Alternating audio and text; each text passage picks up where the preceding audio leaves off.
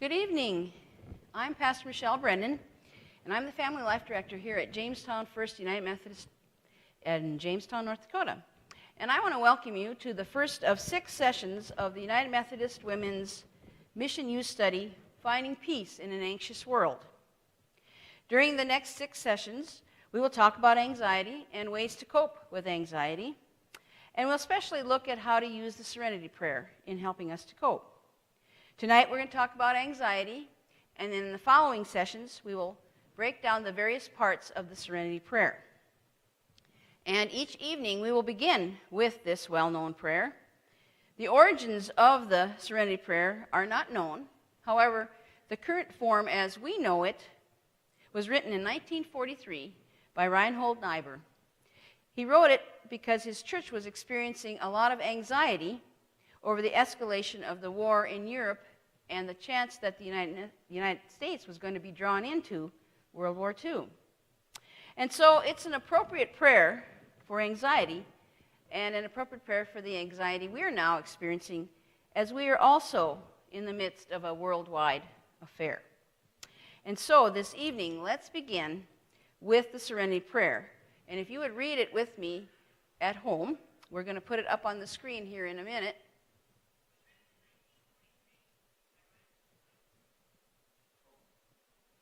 Oh, we need the Serenity Prayer. Oh, there we go. Thank you. Let's pray together. God, grant me the serenity to accept the things I cannot change, courage to change the things I can, and the wisdom to know the difference. If you had a chance to look at the bibliography page, you can see that we're coming from many directions as we talk about anxiety.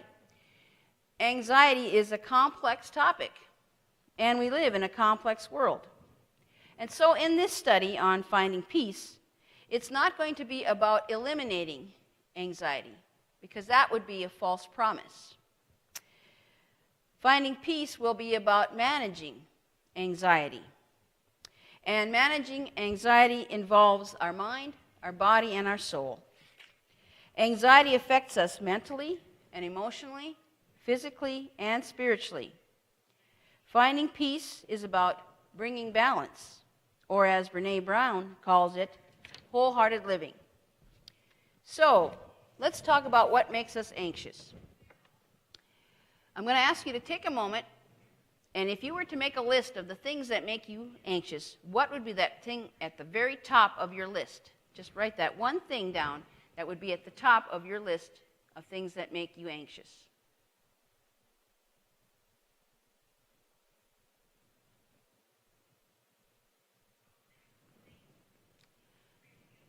You'll have an opportunity to add to that list later when you talk with your telephone discussion buddy. Study without discussion is difficult, and with social distancing, it's not possible for us. So I urge you to get a buddy, a telephone discussion buddy, so you can talk about the things that we are talking about in these sessions. Now, if I was going to make a list of things that make me anxious, at the very top of my list would be probably the thing that's probably at the top of your list right now, and that is the coronavirus. And rightfully so. The more we think about it, the more anxiety grows. We ask ourselves questions like, are my family and my friends safe? Am I safe? And with every news report, that anxiety grows. If you're not working, you're anxious about your finances. If you are working, you're anxious about whether or not you're safe in the workplace. And so the anxiety grows. I ask myself questions like, am I careful enough when I'm out in public? Am I careful enough when I go to the grocery store? Am I careful enough when I go to the post office? Should I be wearing a mask? And the anxiety grows. My hairstylist has closed. I need a haircut. What shall I do? Shall I wait till she reopens, or should I cut my own bangs? And the anxiety grows. Do I have enough toilet paper? Do I have enough ammo for my gun? These were the 2 top items that people were hoarding when this whole crisis began. A friend and I were talking on the phone, and we were kind of joking about this hoarding of these two items, toilet paper and guns and ammunition. And he said he needed his gun to protect his toilet paper, because if he ran out of toilet paper, then he'd also need his gun to go get more. Now, I'm not being dismissive about anxiety here. Unmanaged anxiety will escalate, and unmanaged anxiety can get out of hand. Scared people hoard, and scared people aren't always being logical. By the way, I do have enough toilet paper. I do not own a gun, and yes, I did cut my own bangs. But what is anxiety? In the main text, the definition is this. Anxiety, and I'll give you a moment to write this down. Anxiety is a physical and emotional response,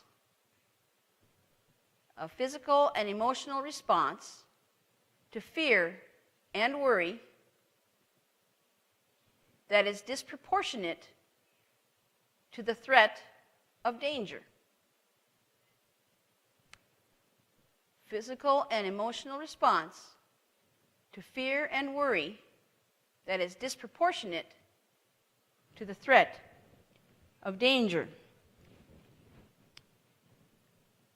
Let's break that down a little bit more and talk about the fear. Fear is an emotional response to a real or a perceived danger. Now, fear is not a bad emotion. All emotions are gifts from God. Our emotions signal and inform us about our environment and the world around us.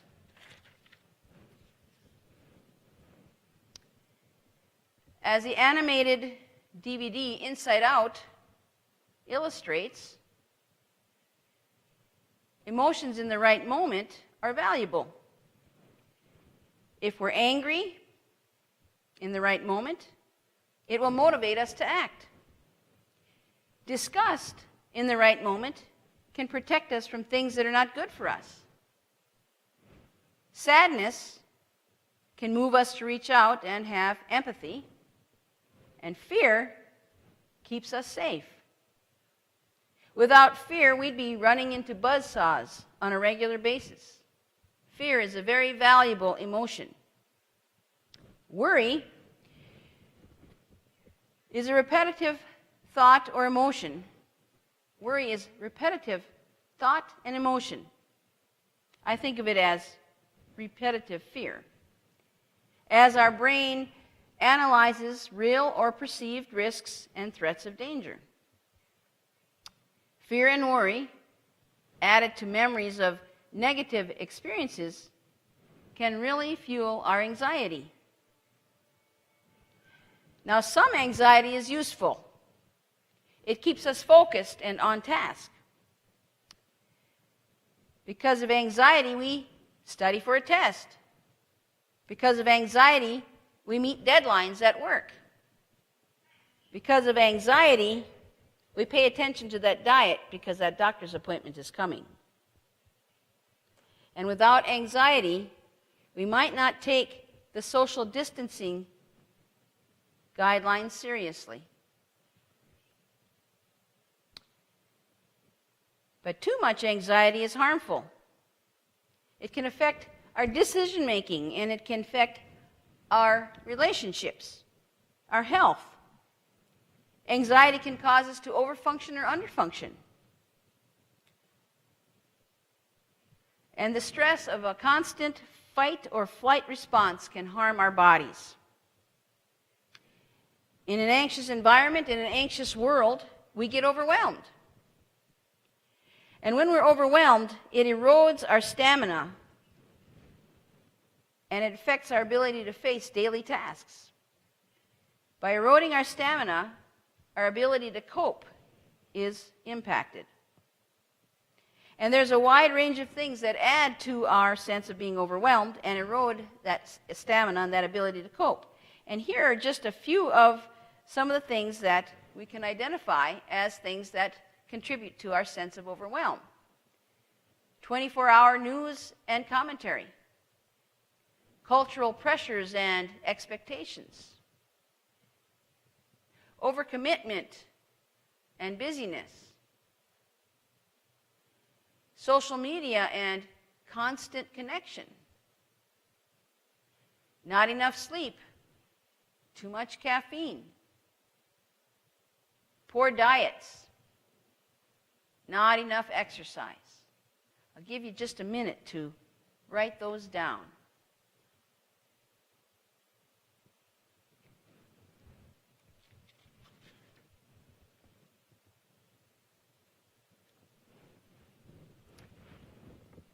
While our circumstances may be unique to our moment in time and our era, anxiety is not unique to the human condition.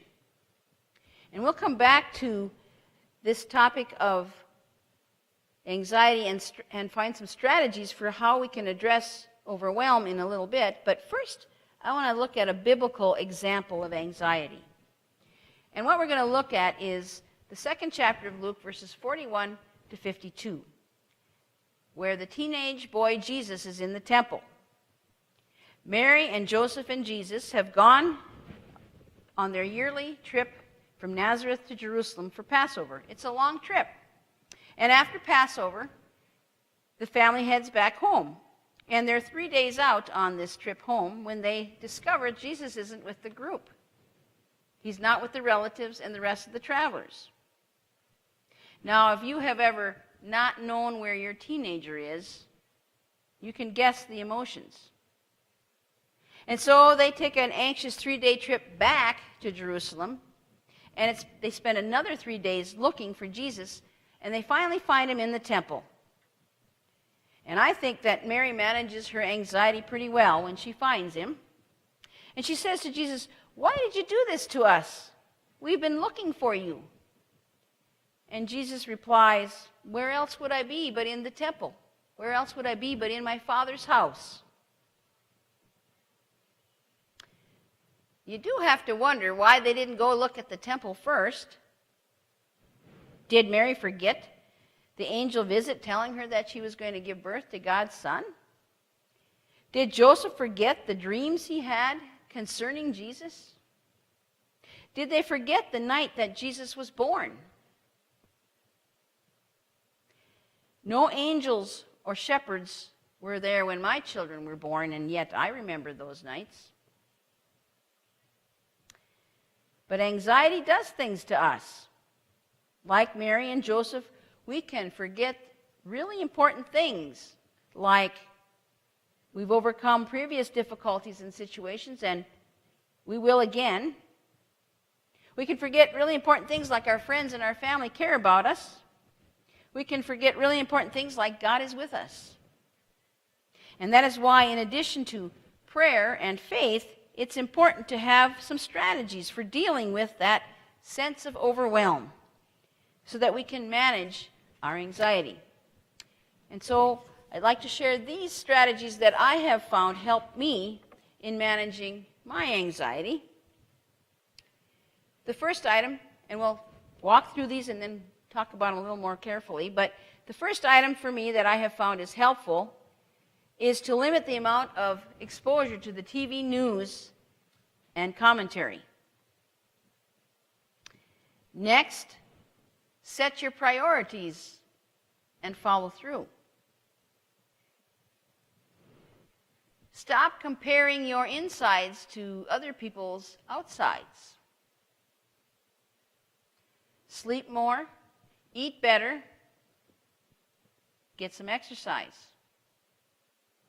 Enjoy your pets and go outside and listen to music.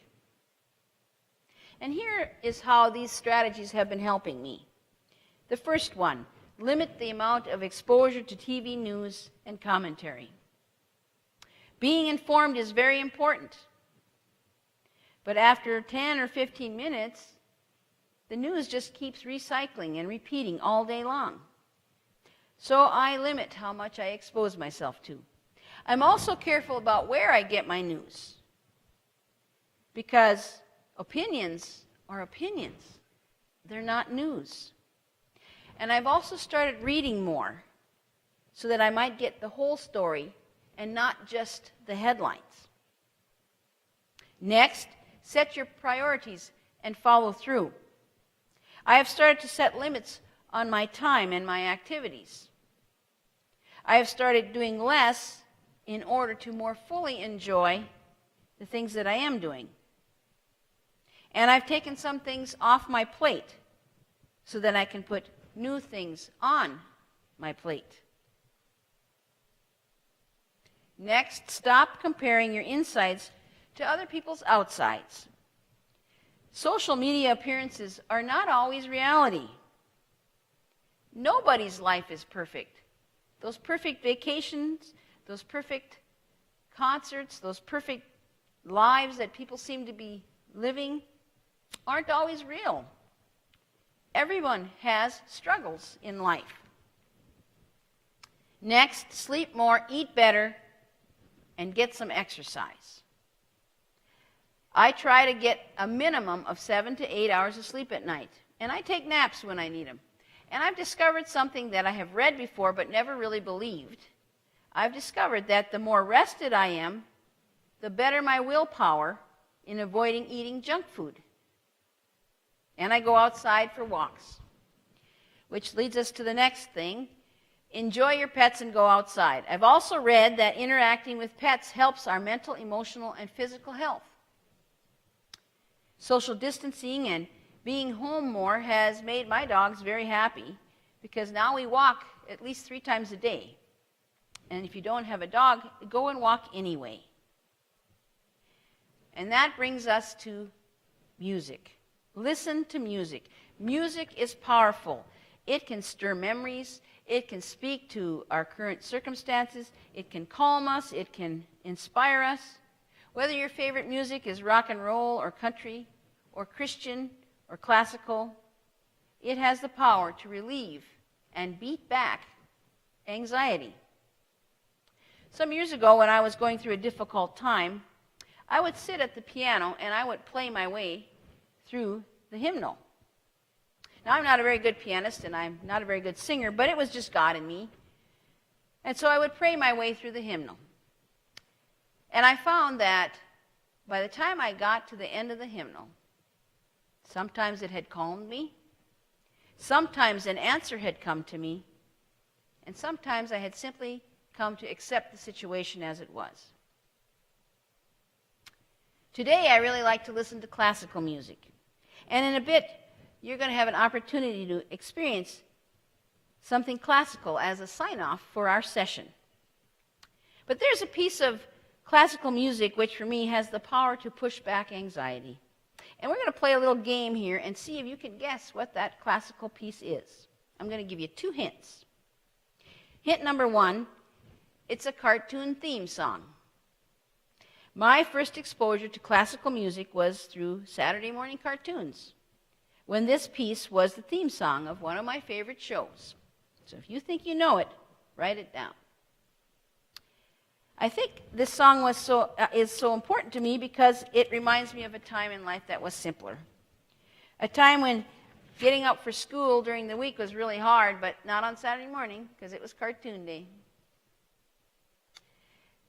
And before I give you hint number 2, I'm going to give you guys your assignment for this coming week when you have time to discuss with your telephone discussion buddy.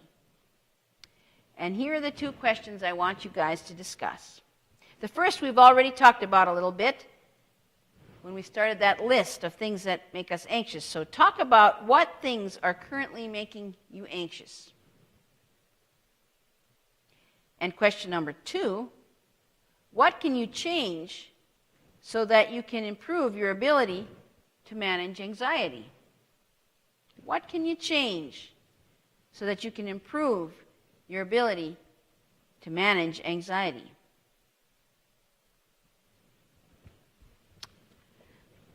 I'm also going to offer an opportunity to the Jamestown people to let me know if they'd like to borrow the DVD of Inside Out. We have 3 copies. If you would like to borrow that, please contact me at 3640.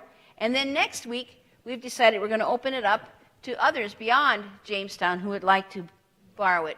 And you can also check your local library. It might also be available there.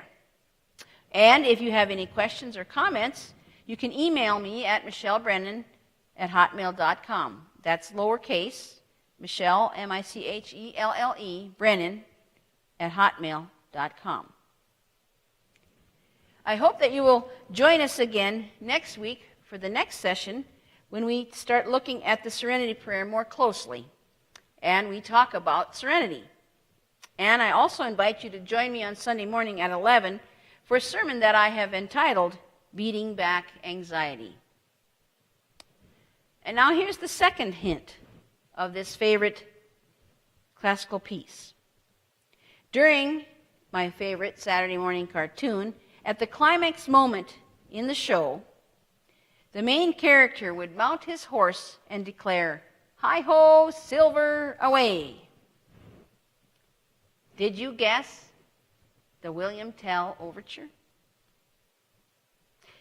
If you want to listen to that, you can Google the William Tell Overture and it will come up, and I advise you to check out the Milwaukee Symphony because they have a wonderful rendition of it. Almost 3 million views so far. I've added considerably to those views. And now I want to invite Meredith Meidinger and Brittany Heim to come.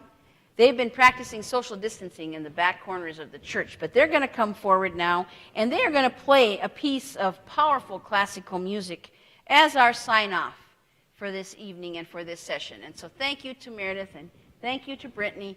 Also, thank you to Tyrell, our tech person who has been running our tech this evening. And so, as we close out this session, until next time, stay safe.